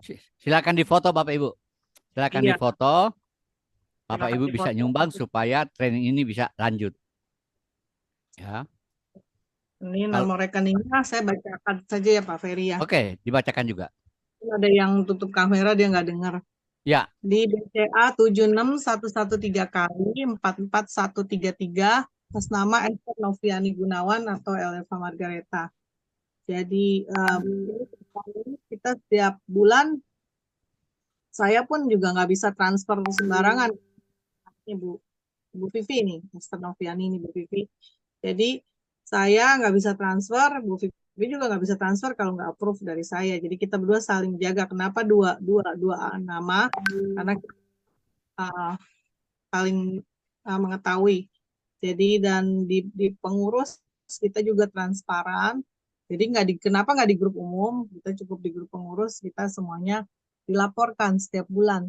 Mungkin kemarin pernah m-bankingnya kemarin error. Jadi Bu Vivi jadi baru ngurus ini. Udah selesai sih. Jadi bisa nanti ada laporan juga di grup pengurus. Kita setiap bulan ada laporannya. Jadi untuk pembicara ada yang untuk L juga dengan beberapa lah untuk membantu hamba Tuhan. Jadi pengeluaran kita memang sebulan itu ya minimal lah 1 juta ya. Itu minimal. Jadi memang uang kas ya Tuhan yang pelihara lah. Nggak tahu dari mana. Tapi kita percaya Tuhan pasti cukupkan ya. amin. Ya. Jadi kita akan berikan untuk pembicara. Bapak Ibu yang mau menabur silahkan nanti tulis untuk Pak Ferry gitu ya. Karena nanti kita kodenya, ada kode-kodenya. Kalau untuk baksos, kita ada juga untuk hamba Tuhan. Nah, ada juga mungkin yang nggak ada kuota, kita kasih juga. Amin. Tapi ya perusahaan nggak ada kuota. Karena kita juga nggak ada donatur tetap ya Bapak Ibu. Jadi silakan mau menabur, nanti di screenshot. Jadi kita akan laporkan di grup. Amin. Terima kasih. Terima kasih. Baiklah, kita akan nanti tutup atau ada tanya jawab ya Pak Ferry. Silakan ada yang mau bertanya. Ini yang paling penting pertanyaan. Iya, silakan bagi yang mau bertanya jawab karena ini sangat menarik. Topiknya hari ini semuanya ringkasan. Ya. Di pertama sampai akhir. Oh, ini Pak Edi udah silakan Pak Edi. Terima kasih Bu Eva. Shalom Ya. semua. Shalom Pak Ferry. Ya. Sangat luar biasa lah menurut saya sih ya. Ya. Ini ya menjadi motor untuk ke bawah ya kepada Betul. anggota gereja ya. Betul. Nah, saya hanya tadi sangat tertarik dengan kata-kata agresif dan apa ya tadi itu militan atau apa ya? Ya. Agresif militan ya. Ya. Dalam menginjil. Ya. Nah sebenarnya ini pengalaman saya juga ya. Jadi harus dari kepalanya Pak. Oke. Kalau gereja itu pendetanya hanya mau di mimbar, ya. Itu nggak akan berkembang Pak. Betul. Tapi kalau dia mau menginjil turun ya. dari rumah ke rumah, dari toko ke toko, ya. dari komunitas ke komunitas atau apapun lah katakannya, itu akan berkembang Pak. Amin. Jadi makanya kalau saya lihat beberapa gereja itu ya maju enggak, mundur enggak itu ya dia pendetanya ya cuma berkhotbah aja sih. Ya. Jadi satu arah gitu ya. Ya. Nah ini boleh ditiru lah Pak. Jadi yang Pak Ferry itu saya salut lah sebenarnya ya. Karena memang betul ya. Hidup orang Kristen adalah harus menunaskan amanat agung ya. Itu yang utama sebenarnya. Kita mau mencari orang-orang yang bisa supaya diselamatkan. Ya. Dan itu jangan hanya teori ya. Betul. Apakah dalam hidup kita katakan kita boleh introspeksi. Ini bukan saya mengapa ya, tapi ini buat saya juga. Ya. Saya sampai umur 70 tahun sudah berapa orang yang dibaptiskan? Amin. Itu harus ditanyakan kepada kita. Amin. Kalau belum pernah, ya sekarang harus belajar lah. Jadi bukan semata-mata memberi kesaksian di angkot, Nah, iya. di tukang sayur, bukan itu sebenarnya. Sudah berapa yang dibaptiskan? Amin. Kalau belum, ya yang ini yang salut Pak Ferry ini. Ya. Saya bilang, ya kita mengikuti langkah-langkah yang Bapak berikan itu. Ya. Dan kita harus memang ada contoh dari atasan kita. Ya. Artinya gembala kita ya Pak. Ya. Jadi kita akan baru yang bawahnya bergerak sih. Ya. Kalau atasnya enggak, ya akan sulit sih. Betul. Akan ada kesulitan ya. Betul. Walaupun dibombardir dengan khotbah-khotbah yang memotivasi ya, tapi yang khotbahnya kagak melakukan. Iya. Ya, susah ya. Susah. Jadi saya setuju banget sama Pak Ferry. Amin. Terima kasih Pak Ferry. Terima kasih Pak Edi. Jadi Bapak Ibu, kalau Bapak Ibu tanya pada saya, Pak Lembong, saya harus masuk gereja apa kalau begitu? Saya harus masuk gereja apa? Cari gereja misioner. Cari gereja amanat agung. Ya. Cari gereja yang bermisi. Cari gereja yang menginjil. Titik. Apa itu? Ya kamu cari sendiri. Saya tidak sebut sinodenya. Saya tidak sebut sinodenya. Bapak Ibu jangan masuk di gereja yang parkir. Jangan jadi anggota gereja yang parkir. Banyak gereja yang parkir Bapak Ibu. Hari terakhir kata Pak Andre, nyahlah engkau. Aku tidak mengenal engkau. Ya, ambil keputusan. Ya, keselamatan itu masalah pribadi, gak bergantung pada keluarga. Ya, ambil keputusan, pindah. Gereja apa? Gereja Amanat Agung, gereja misioner, gereja yang menginjil, konkret, tiap minggu menginjil. Ya, tiap minggu menginjil, Bapak Ibu. Titik, selesai. Kalau cuma berteori ria, oh kami ini gereja kerajaan Allah, enggak. Menginjil enggak? Memuridkan enggak? Multiplikasi enggak?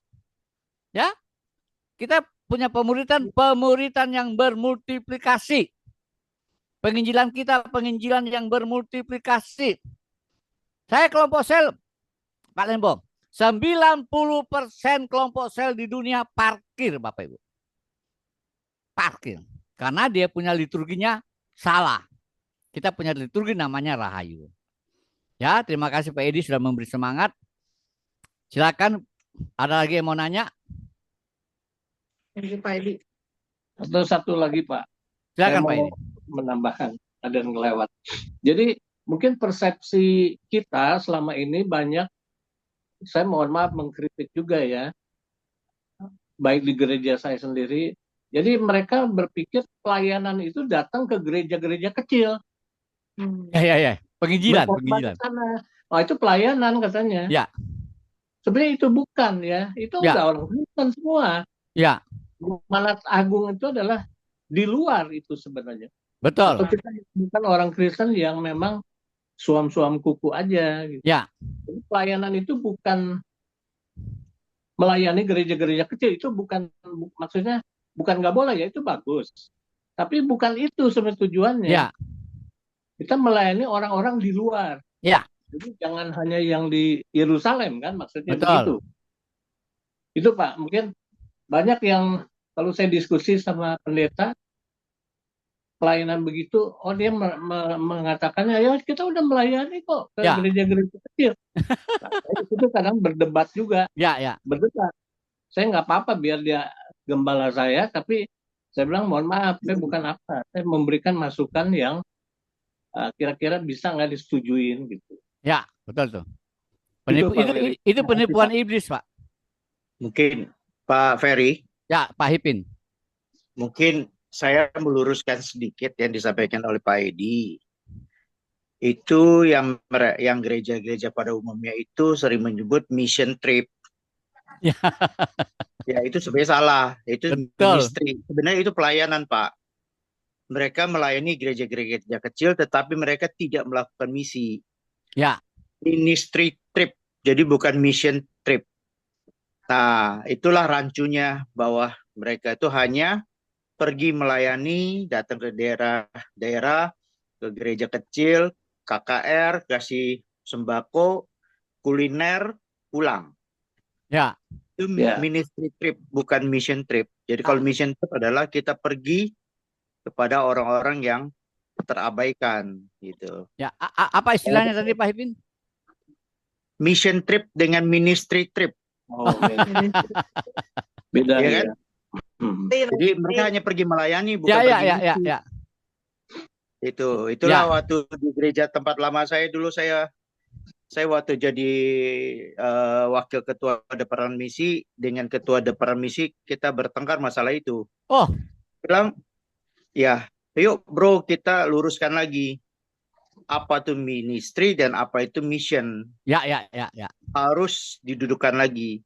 Ya. Kalau definisinya aja nggak tahu, jangan bicara kita bermisi. Kalau Betul. bermisi jauh-jauh, kita MPG aja, misi pertumbuhan gereja. Maka gereja kita sudah gereja yang benar-benar melakukan misi gitu. Ya. Misional nggak? Kalau nggak misional, Iya. ya kita bukan gereja misi gitu. Betul. Jadi akhirnya saya bilang kita bikinlah statistiknya, apakah gereja kita misional atau tidak. Ya. Pertumbuhan 10 tahun terakhir tuh dari mana? Ya. Gitu. Jadi seperti itu, Pak. Oke, ini Pak Terima Hipin kasih, teman Pak. lama saya nih. Ya. Silakan Bu Eva. Iya, oke, baiklah. Ada lagi mungkin nanti kalau nggak Bu Catherine mau kasih kesaksian. Oke, Bu Catherine satu kesaksian ya. Ya, Pak, saya cuma mau kasih tahu, cuma mau ngomong, saya memang senang sekali ya Pak ya, menyampaikan kabar sukacita, kabar keselamatan kerajaan Allah gitu kan, pada banyak orang. Maupun di mana aja saya berada, karena saya sering pergi, memang sengaja ngambil 2 bulan gitu untuk pergi menginjil. Suami saya ikut menginjil juga, saya bawa menginjil. Walaupun dia dulunya Muslim, tapi saya ajarin magang mas saya Pak. Ya, oke. Jadi puji Tuhan, suami saya dari sini. Jadi mau nggak mau mungkin kebakar gitu ya Pak ya. Saya impartasiin gitu kan, semangat gitu. Amin. Buat suami saya. Ternyata kan memang dia suami saya itu memang masih tinggal di Indonesia, saya di Amerika. Jadi kita lagi petition buat suami saya. Ya. Jadi selama di Indonesia saya hanya hubungin lewat Zoom begini kan, atau lewat WhatsApp. Saya ceritain sama dia, kamu kalau ketemu orang yang datang ke rumah kamu, apa teman kamu, tetangga kamu, saya bilang jangan ngobrol yang lain, saya bilang begitu. Ngobrolin itu aja, kasih tahu yang mana berita Injil, saya bilang gitu. Terus nggak lama kemudian ada temennya, bukan teman, ada orang duduk-duduk di depan rumahnya gitu, seperti kayak orang penagih utang, apa namanya kalau di Indonesia? Debt collector. Debt collector. 2 orang gitu. Terus dia ingat kata-kata saya. Terus ditanya, ternyata dia orang Kristen, tapi Kristen Katolik yang nggak sungguh-sungguh lah gitu, namanya orang debt collector. Terus diinjilin sama suami saya, sama suami saya. Tadinya dia galaknya minta ampun, akhirnya dia ketakutan dan akhirnya ketemu lagi, udah pergi cepat-cepat pergi karena diinjilin. Oke, belum sampai nginjilin gitu, udah dikasih tahu firman Tuhannya, tapi dia belum terima. Nggak lama kemudian ketemu lagi Pak, 2 orang ini. Akhirnya diinjilin, akhirnya mau terima Yesus. Saya bilang puji Tuhan. Terus saya bilang bagaimana rasanya pas orang itu terima Yesus? Senangnya minta ampun. Saya bilang karena 1 orang diselamatkan, malaikat Tuhan akan berpesta. Saya bilang, maka kita merasakan sesuatu sensation yang di dalam hati kita. Amin. Kalau kita menginjil terus ada orang diselamatkan, terima Yesus, itu sukacitanya tuh mengalir ke kita dari surga, saya bilang gitu. Nah itu makanya suami saya ini udah mulai menyampaikan gitu, Pak. Jadi puji Tuhan, gitu. Karena saya bilang di mana saya berada maupun di pesawat, saya menginjilin orang di pesawat. Cuman kan saya kan ketemu menginjili terima Yesus. Saya nggak ketemu lagi karena dia tujuannya ke seluruh seluruh dunia Ya, kan ya, gitu. ya. Begitu ya, Amin. begitu. Jadi sekian aja Pak gitu. Terima kasih. Itu ya, terima kasih juga Pak untuk pengajarannya. Saya senang sekali. Amin, amin. Jadi Bapak Terima Ibu, kasih, I Mantap, mantap. appreciate. ya, yang belum Mantap, kenal Tri. Ibu Luar. Catherine ini di Los Angeles, Amerika ya. Nah, Ibu Catherine ini sudah punya gaya hidup menginjil. Ya, sudah punya gaya hidup menginjil. Pertanyaan buat kita, apakah kita sudah punya gaya hidup menginjil? Yang saya tahu di sini, yang saya tahu ya, minta maaf. Pak Andre sudah punya gaya hidup menginjil. Pak Munte sudah punya gaya hidup menginjil. Mungkin Pak Hipin juga sudah punya gaya hidup menginjil ya. Nah, ini Ibu Eva lagi berusaha nih, mau next level. Mau punya gaya hidup menginjil dengan gerejanya Pak Reynold. Ya, puji Tuhan.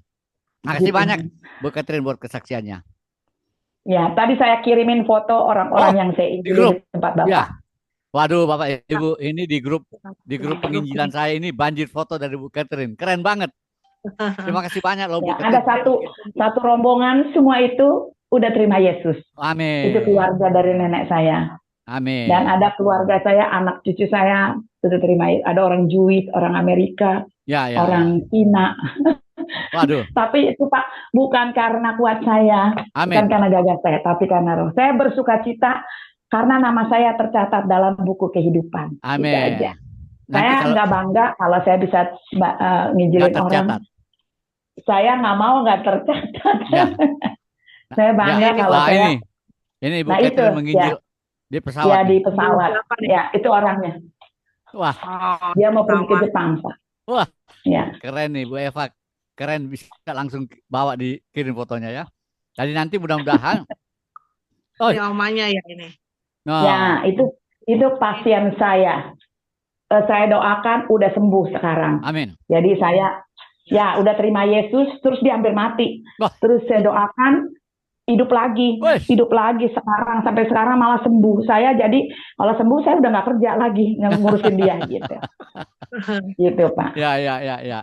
Ini Ya, siapa tapi nih? saya sekarang nah ini sekarang klien saya Pak. Oh, Target saya ini. oke. Saya di rumah ini. Jadi ini tiga-tiganya udah terima Yesus. Jadi tiap malam saya bacain firman Tuhan buat mereka. Oh, jadi Ibu melayani bekerja di rumah mereka? Ya, sekarang ini saya lagi di kamar mandi nih, di Oh, rumah oke. mereka. Ya. Maksudnya supaya karena mereka TV-nya besar, dengar TV suaranya nggak kedengeran nanti. Makanya saya Ya. di kamar mandi gitu. Ya. Nanti. Ini. Oh. Ini siapa nih Bu Catherine? Nah, ini juga terima Yesus suami istri. Terima Yesus dia bareng-bareng. Ada satu anaknya tapi nggak ada di situ fotonya, anaknya nggak mau difoto. Ya. Nah, ini juga ibunya sama anaknya waktu dia sakit COVID, dia telepon ke saya, dia ada di Jakarta, saya di Amerika, dia telepon saya. Karena saya memang suka doain orang, yaitu dulu teman saya udah lama sekali, waktu saya masih kecil, tapi dia nggak tahu saya di Amerika, dia dengar saya di Amerika, dia telepon ke saya.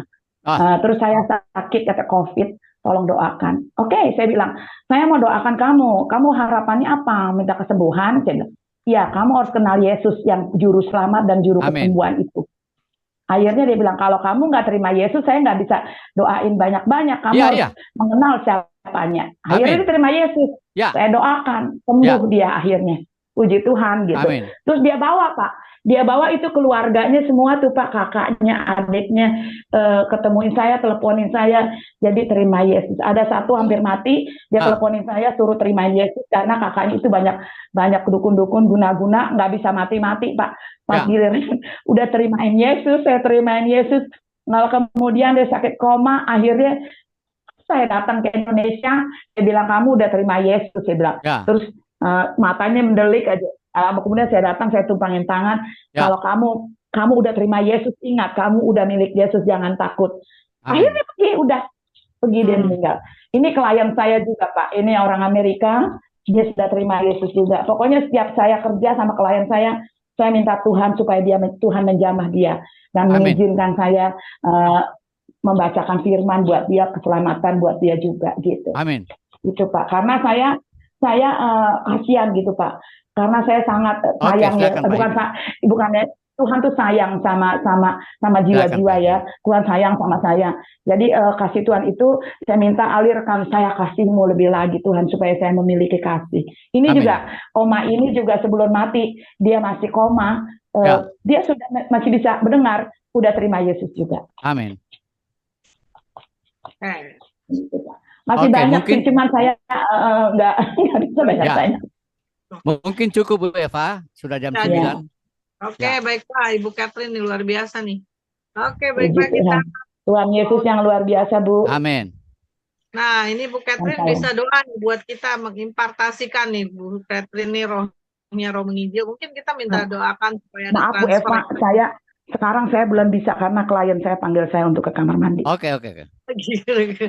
Maaf. Oke, baiklah kita akan nanti doa untuk syafaat bagi Bapak Ibu mungkin sekarang ini belum bisa menginjil, tapi nanti Pak Ferry yang akan mengimpartasikan ya supaya kita ada semangat maju terus, supaya jangan jemu-jemu kalau kita udah nggak bisa, aduh. Ayo go number 2. Number one. Mulai kita setel lagu itu ya, kalau lagi males-males. Lagu tadi berikanku hati.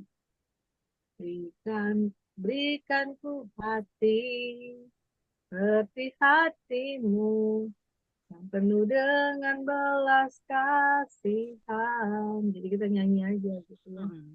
Walaupun tanpa musik nanti kita akan doa. Oke, baiklah kita akan berdoa baik Bapak Ibu. Setelah itu kita akan akhiri karena ini serial pengajaran jadi tidak ada deklarasi hari ini. Nanti bagi Bapak Ibu yang untuk basar, oh ya pengumuman. Untuk basar hari ini kita ada basar di Simone Tangerang, dan bagi yang di daerah Tangerang sekitarnya bisa ikutan ya basar kita ya di kopi tentang kafe tentang kopi. Nah ini Pak Edi nanti ikutan Pak Edi. Bagus nih nanti topiknya hari ini. Kita ada juga seminar pajak. Bentar saya tampilkan dulu flyernya ya.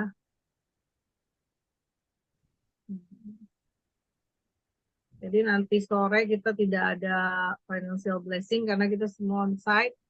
Nanti tentang perpajakan hari Jumat ini. Tapi jam 2 ada tentang basu. Nah, Pak Ferry bisa undang tuh jam 2 siang. Jadi ada bayarnya cuma 50, tapi dapat produknya harga 100.000 loh Bapak Ibu. Jadi ayo dapat makan lagi gratis. Ya, mana lagi yang mau ikutan cepat.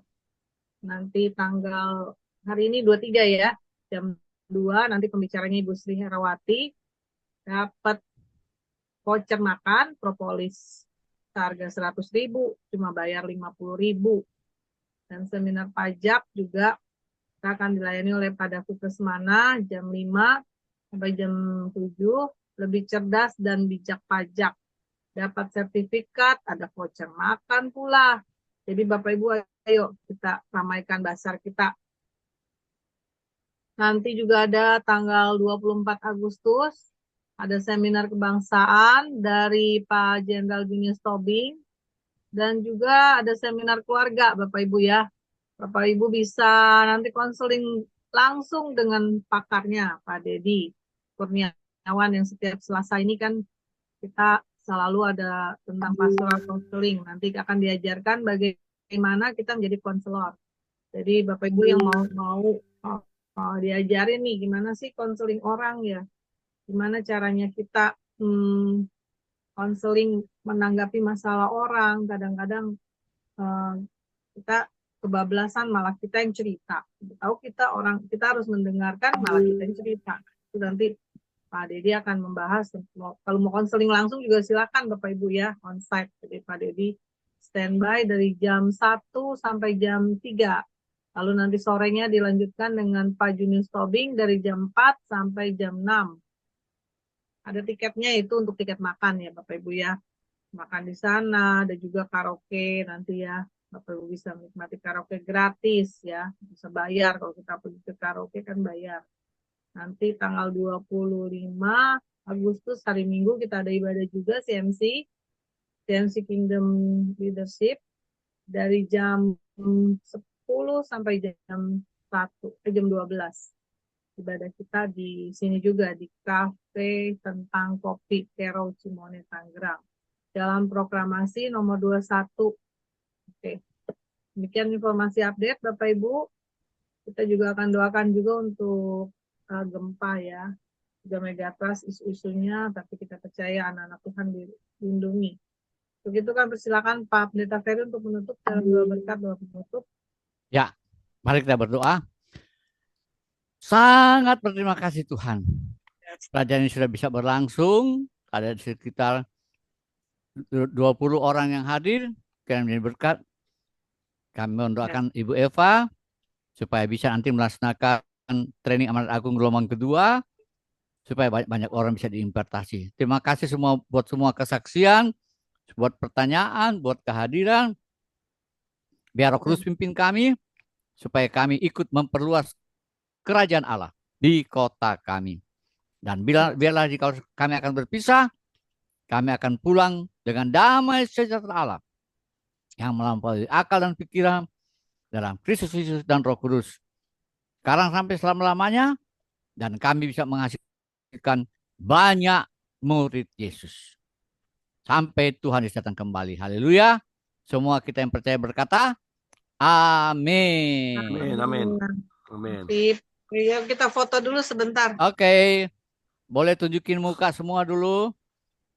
Boleh buka dia punya wajah.